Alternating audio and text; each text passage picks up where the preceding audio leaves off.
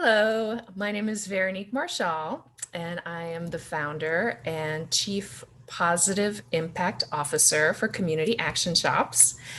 And today is January 25th, 2021, and I've invited my good friend Joanne Morton, my artist friend, to co-create with me and speak and bring into words Amanda Gorman's poem from President Biden's inauguration last Wednesday, "The Hill We Climb." And I'm going to let Joanne introduce herself. I'm just so happy that she's willing to step in with me. She's out there more than I am. So this is a brave moment for me. And I thank you, Joanne. Oh, my pleasure, Veronique. Yay. It's a brave moment for all of us.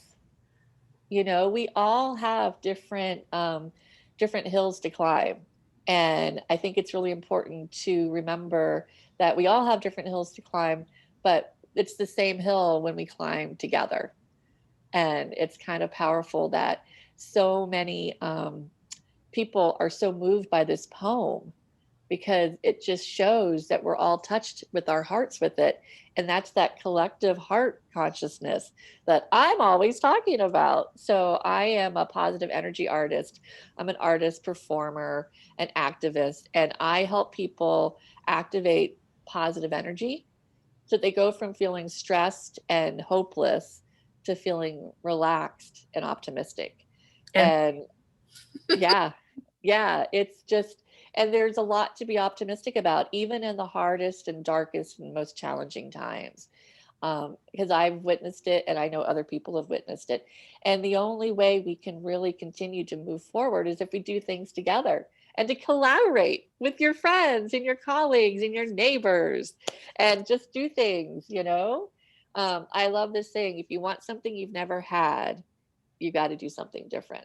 got to do the thing you've never done before. Exactly.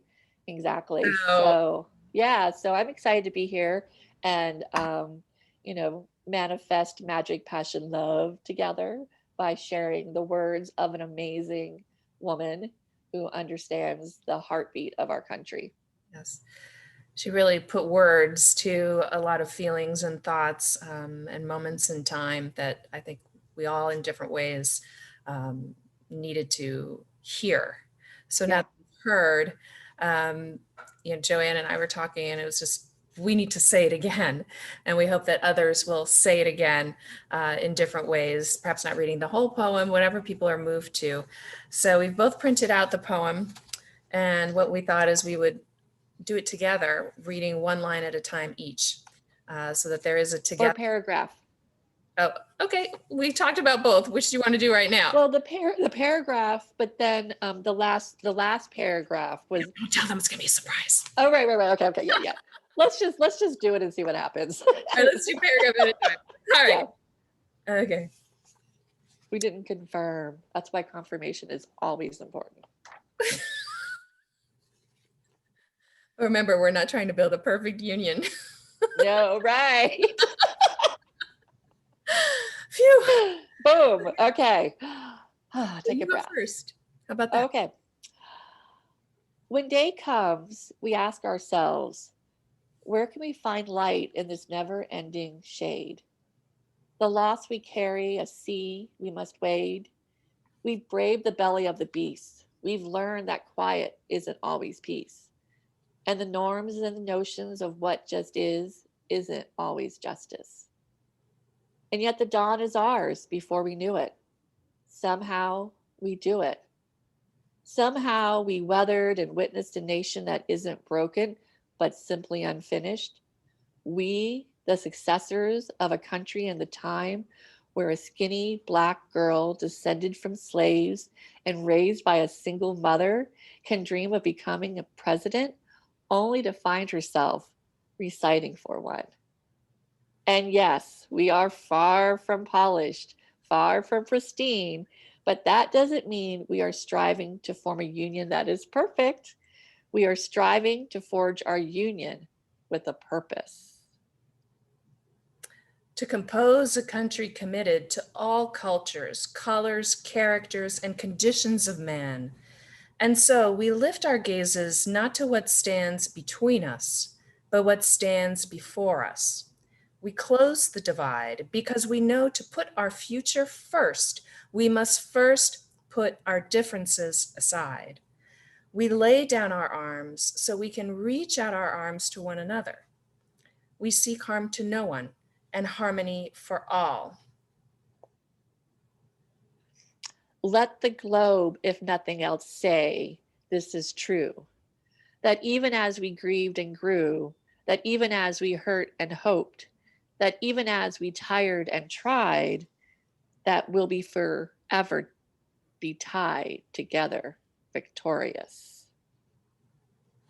Not because we will never again know defeat, but because we will never again sow division.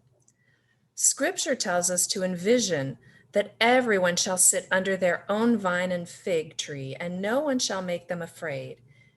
If we're to look up to our own time, then victory won't lie in the blade, but in all the bridges we've made. That is the promise to Glade, the hill we climb, if only we dare it, because being American is more than a pride we inherit. It is the past we step into and how we repair it. We close the divide because we know to put our future first. We must first put our differences aside. We've seen a force that would rather shatter our nation rather than share it, would destroy our country if it meant delaying democracy.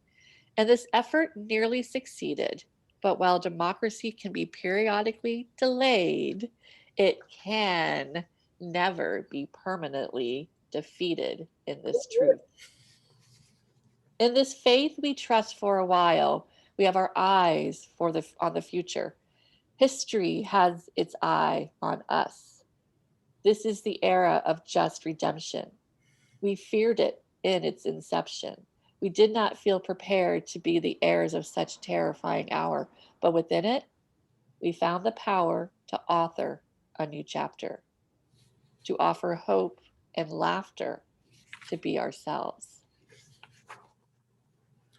So while once we ask, how could we possibly prevail over catastrophe?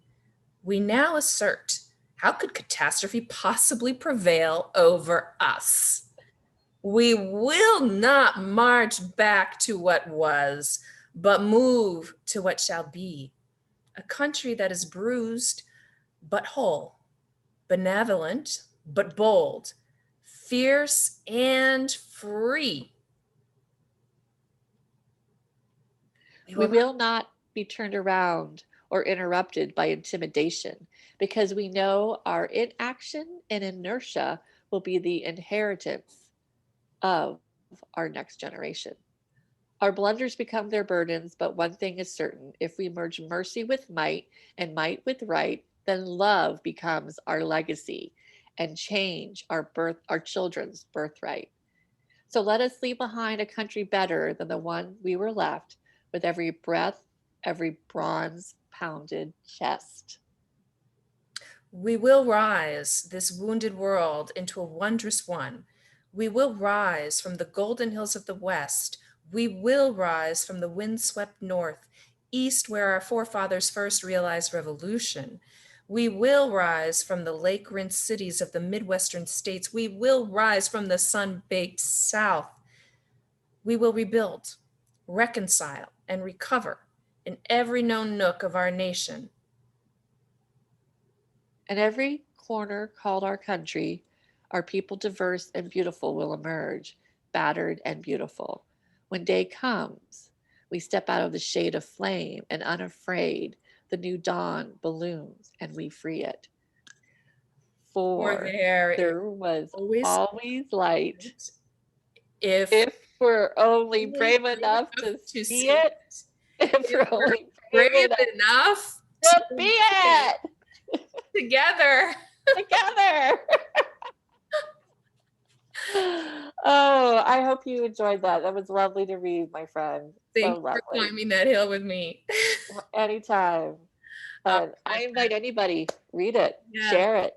Read it by yourself in the mirror, read it with a friend. Words matter. Read for us. Yeah, I'd love to see this. Yeah. And hashtag whatever else you want. Yeah, exactly. All right. All right, Okay, let's go be brave. here's my recording.